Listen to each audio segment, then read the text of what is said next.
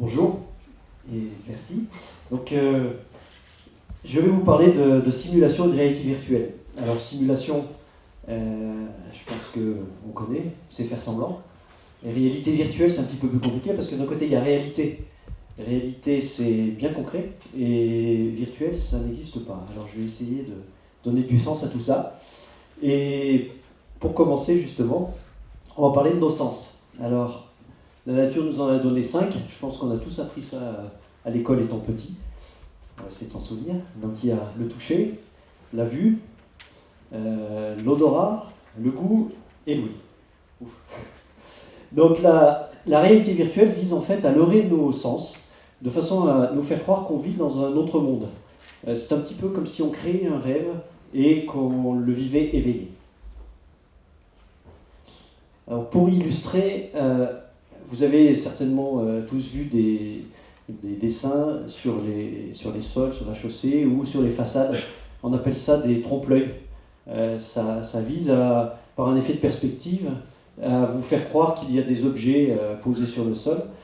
Eh bien, les objets, bien sûr, n'existent pas. C'est déjà, je dirais, un début d'expérience de réalité virtuelle. Lorsqu'on projette une image ici sur un écran, en particulier d'un objet qui n'existe pas, surtout comme celui-là, là, on voit qu'on est effectivement en plein rêve pour le monsieur qui s'appuie, eh bien, on est également en expérience de réalité virtuelle. Alors, la réalité virtuelle vise à expérimenter un monde numérique de façon immersive et interagir. Donc, ça va vous donner la possibilité de manipuler des objets virtuels et d'approcher des situations réelles alors que les objets n'existent pas encore. Donc la réalité virtuelle en fait est immersive, temps réel et réaliste. C'est vraiment ce qu'on cherche à faire pour s'approcher au mieux du réel. Alors comment ça marche ? Je pense que vous êtes, certes pour certains d'entre vous, allés au Futuroscope à Poitiers ou dans un planétarium. C'est un petit peu la même chose, la réalité virtuelle. Vous allez vous retrouver immergé dans un mur d'images, dans un volume d'images, c'est-à-dire que vous allez avoir les murs, le plafond et également le sol qui vont être affichés en images. Et vous êtes, pour d'autres, allés en cinéma 3D, c'est un petit peu la même chose également, c'est-à-dire que vous allez faire partie, vous allez être spectateur, vous allez être intégré dans la scène en relief. En fait, la réalité virtuelle, c'est les deux. C'est-à-dire que vous allez être immergé d'images et vous allez être dans une perspective en 3D. La principale différence, c'est que vous n'allez plus être spectateur, vous allez être acteur et vous allez interagir avec le monde numérique qui va lui-même avoir un comportement. Donc pour ça, il y a deux choses qui sont importantes. C'est déjà, il faut que les objets aient la bonne taille en réalité virtuelle pour être réaliste. Par exemple, cette chaise, il faut qu'elle ait la taille de cette chaise à cette distance. Et ensuite, il va falloir que vous soyez suivi de façon à ce que la perspective qui soit affichée soit celle qui va vous donner la bonne impression de relief. Donc, le système va comporter des projections sans ombre et également des systèmes de suivi. Alors, des systèmes de suivi, vous en connaissez certainement parce que ça apparaît de plus en plus dans les jeux vidéo. Vous avez la Kinect pour commencer qui est capable de détecter vos jambes, vos bras, votre tête. C'est précis, pas suffisamment. Donc on va encore au-delà en réalité virtuelle et on équipe souvent la personne de trackers, d'objets qui vont permettre de le repérer. Et puis vous avez également besoin de suivre ce que font les mains, parce que les mains vont agir. Alors vous êtes soit équipé de joystick, soit vous êtes équipé en fait de gants qui peuvent éventuellement vous donner aussi des retours d'effort. Alors, retour d'effort, c'est quoi ? C'est par exemple en réalité virtuelle, quand vous touchez un objet, il va falloir que votre main s'arrête. Alors, vous avez des systèmes plus ou moins performants, plus ou moins artificiels, par exemple des gants qui sont accrochés à des câbles, qui vous retiennent la main quand vous touchez l'objet. Vous avez aussi des poignées à retour d'effort. Quand vous portez un objet, ça va vous donner l'impression qu'il y a du poids derrière. Donc, tous ces systèmes-là, je dirais, sont associés. Et puis, bien sûr, maintenant, vous avez aussi la possibilité de représenter et d'être équipé plutôt d'un casque de réalité virtuelle, plus ou moins gros, comme on le voit ici, avec la Google Glass qui arrive.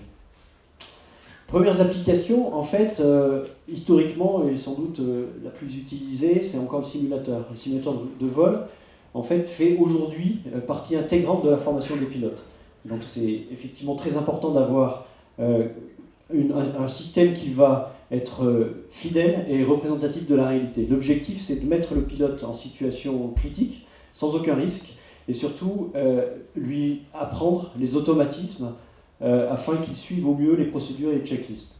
Donc c'est vraiment un système qui est utilisé et les gains sont importants puisque d'une part, les coûts à l'heure de vol sont réduits, d'autre part, il n'y a plus d'impact sur l'environnement puisqu'il n'y a plus les vols réels, et enfin, on peut s'affranchir des situations météo réelles et en générer des artificiels qui vont simuler les cas critiques.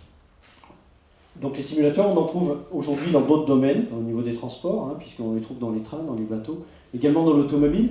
Il n'y a pas que ça. En réalité virtuelle, notamment, on peut aujourd'hui simuler d'autres choses. Simuler des interventions d'urgence, par exemple, ou simuler également le démantèlement de sites contaminés.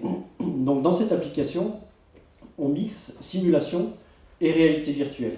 La simulation va permettre de déterminer le temps d'exposition acceptable par l'humain quand il va falloir aller démonter une usine. Donc on va déterminer le trajet, on va l'optimiser, et ensuite, en deuxième phase, l'opérateur va mémoriser ce trajet. Il faut l'imaginer dans un labyrinthe. Il va mémoriser ce trajet et il va apprendre le geste qu'il va devoir faire. Parfois, le temps d'exposition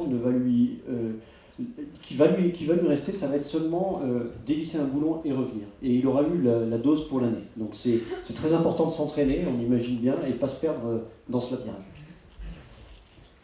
Autre application totalement différente, c'est par exemple pour traiter des phobies comme le vertige. Alors là, ça ne va peut-être pas faire de l'effet, mais quand vous imaginez que la projection se fait au sol et qu'elle est en relief, pour certains, l'impression est réelle. Donc la réalité virtuelle va permettre de s'habituer à des situations de vertige dans ce cas-là et va ainsi permettre de dompter ces phobies. Alors il y en a d'autres applications, c'est la phobie des araignées ou des animaux, c'est également utilisé dans ce cadre-là. Médical, alors rassurez-vous, le monsieur va très bien. Donc c'est juste une application de réalité augmentée où on va projeter sur un objet, ici le corps, les organes vus par transparence. Donc il y a plusieurs intérêts. Le premier, c'est bien sûr la formation du corps médical. Et ensuite, c'est également utilisé aujourd'hui pour améliorer le geste chirurgical, puisqu'on a une meilleure localisation des différents organes. Et aujourd'hui, ce vers quoi on va, c'est utiliser ses propres données, donc obtenues par IRM, pour aller les projeter sur son propre corps. La réalité virtuelle permet également donc d'interagir, vous êtes traqué, suivi au niveau des bras, et vous allez pouvoir jouer avec ici le modèle numérique. Donc par exemple, dans le domaine de l'automobile, on s'en sert pour ouvrir la porte, rentrer dans la voiture, on règle le volant, on vérifie qu'on lit encore les compteurs, on règle les différentes assises au niveau du siège, on ouvre la boîte à gants, on va chercher si on est capable d'attraper un objet au fond de la boîte à gants alors que la voiture n'existe pas. C'est utilisé par la quasi-totalité des constructeurs automobiles aujourd'hui pour améliorer en fait, la productivité de la conception, raccourcir les délais et aller réellement droit au but en supprimant les maquettes physiques. Alors, la Grande Pyramide, toujours un mystère, 146 mètres de haut, 4500 ans, et on n'a toujours pas élucidé la façon dont elle a été construite. Eh bien, la simulation associée à la réalité virtuelle ont été mises en œuvre par l'architecte Jean-Pierre Houdin pour simuler et essayer sa théorie. Sa théorie, c'est laquelle? C'est une théorie qui dit qu'il y a la pyramide aurait été construite de l'intérieur. C'est-à-dire qu'il y aurait une rampe qui court en colimaçon tout au long de sa surface, à l'intérieur, et qui existerait toujours. Et les pierres auraient été amenées en glissant le long de sa rampe et en les poussant à l'extérieur, et non pas en les ramenant de l'extérieur vers l'intérieur. Donc c'est une théorie qui a été simulée, ils ont mesuré les différentes forces en présence, et en fait, ils ont ainsi pu quantifier le nombre de personnes pour manœuvrer, et la théorie, la simulation a donné 30 ans pour la construction de cette pyramide de Khéops. Je vous laisse vérifier vous-même le réalisme de l'hypothèse. La simulation est également utilisée pour prévoir, dans le cas en particulier d'expériences scientifiques, comme ici ITER. Quand vous faites une mesure et une expérimentation, vous ne pouvez pas mettre des capteurs partout. C'est difficile. Donc on va mettre, en fait, d'une part, certains capteurs dans l'expérience, et d'autre part, on va simuler l'expérience. Ici, on compare les deux. Les deux images bleues qu'on voit sont des images similaires, et en fait obtenues l'une par simulation à droite et l'autre par expérimentation. Et bien la simulation va permettre d'aller prendre des mesures à côté également, et d'ajouter de l'information, et ainsi de mieux comprendre l'expérimentation. Donc c'est vraiment un retour dans la boucle de la simulation au service de l'expérience. Dans le domaine aéronautique, la réalité virtuelle est également utilisée pour vérifier la faisabilité, la construction d'un aéronef, et également la maintenabilité de l'aéronef. Je pense que ça vous est tous arrivé d'essayer de visser une vis un petit peu loin et que vous n'arrivez pas à attraper, parce que vous êtes gêné par un meuble. Voilà. Ben, la réalité virtuelle va vous permettre de le tester. C'est-à-dire que vous allez réellement vérifier que l'avion pourra être monté et également maintenu. Alors, un cas d'exemple, ça a été par exemple, rien que pour le changement d'ampoule en haut de l'empennage de l'avion. La personne a besoin de monter par l'intérieur, il y a une petite échelle dans la queue, et si la personne n'a pas monté les bras au-dessus de la tête avant de monter, elle ne pourra pas le faire en haut, il n'y a plus la place. Donc elle ne pourra pas changer l'ampoule. Donc ça permet d'entraîner les personnes et d'imaginer comment on va devoir maintenir un appareil à distance. Avec l'amélioration des images obtenues, on peut également communiquer et prendre des décisions. Donc c'est une des forces de la réalité virtuelle, c'est le partage autour d'une maquette numérique, autour d'un objet qui finalement n'existe pas encore. Comme c'est le cas ici, on peut évaluer la visibilité des compteurs ou des reflets d'un tableau de bord de voiture. Et ça permet vraiment de prendre les bonnes décisions et de raccourcir ainsi les délais de conception des nouveaux véhicules. Et puis ça permet d'explorer. Aujourd'hui, on a de plus en plus de choix, à la fois en peinture extérieure, à la fois en intérieur. Et bien, par association, la réalité virtuelle, et dans les showrooms, ça arrive de plus en plus, vous allez pouvoir configurer vous-même votre voiture et la voir en 3D pour vérifier qu'elle correspond à vos goûts. Les goûts et les couleurs, comme on dit.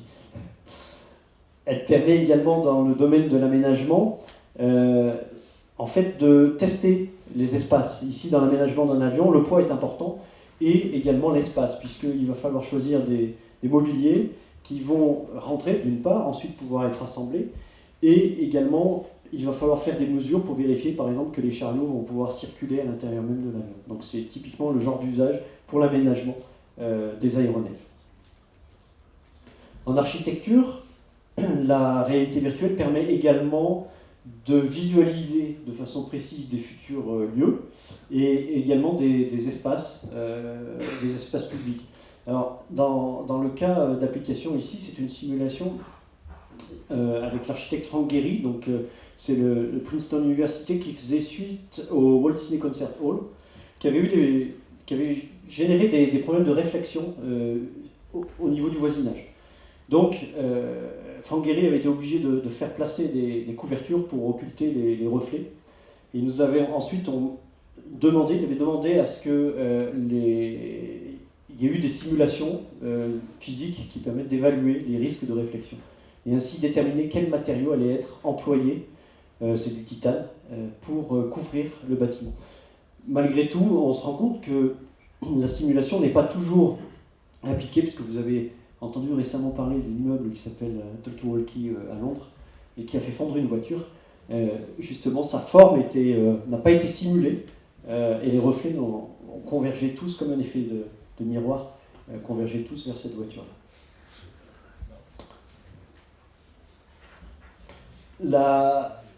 La réalité virtuelle, donc, et l'apport du réalisme en particulier, permet donc de raccourcir en fait, les délais de conception, permet également de supprimer les maquettes virtuelles, d'où un impact fort à la fois en coût, puisque les maquettes réelles, puisque la suppression des maquettes physiques supprime également l'impact sur l'environnement, n'ayant plus à produire cet objet. Elle permet également d'explorer de multiples possibilités, comme par exemple, j'aimerais bien faire des chaussures avec un CD-ROM, mais c'est pas facile, parce que le CD-ROM c'est un petit peu rigide, et puis ça, je suis pas sûr que ça soit très confortable. Alors en simulation c'est bien, on peut le faire. On peut faire tout ce qu'on veut, mais en vrai on peut pas, c'est un petit peu dommage. Eh bien, en fait, c'est quand même faisable. Donc la réalité virtuelle et la simulation permettent d'explorer des pistes auxquelles on ne s'attend pas forcément, et et permet de creuser des nouvelles idées. Sur des nouveaux projets maintenant, la réalité virtuelle est, depuis début 2013, projet ville verte, économie d'énergie, on veut éteindre les lampes, impact sur la sécurité routière. Donc vous imaginez si on devait le faire en réel, le danger, donc on va le faire en virtuel, et on a donc dans ce cas-là modélisé une ville en 3D, vous ajoutez les lumières, vous imaginez des lois de pilotage des lumières en fonction du trafic, et on utilise un simulateur de conduite pour tester différents cas de figure et évaluer la sécurité de la ville.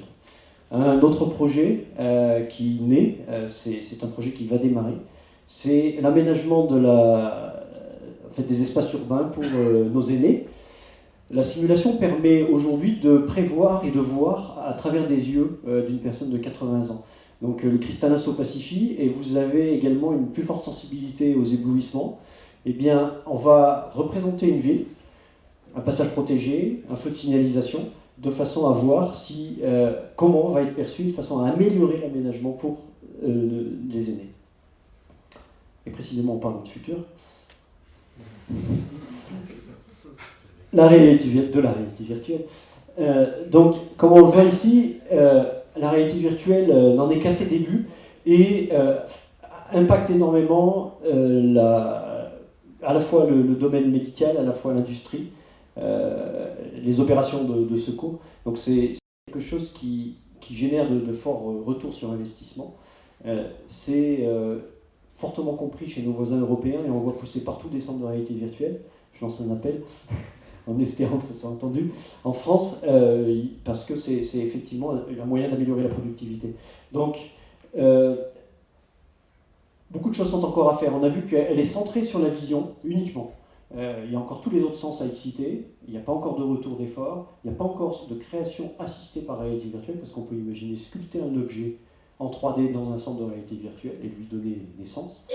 Et les salles de réalité virtuelle commencent tout juste à être connectées, ce qui permet en fait de concevoir un objet et de le téléporter à l'autre bout de la planète et de le faire voir à quelqu'un d'autre.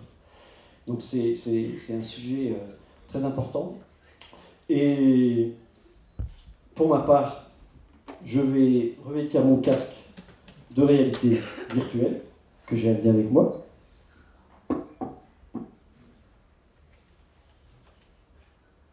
Et je vais aller explorer les fonds sous-marins dans un voyage tout à fait virtuel avant que quelqu'un invente un système d'où je vais ressortir complètement trempé. Donc j'espère vous rencontrer prochainement de façon bien réelle. À très bientôt, excellente journée.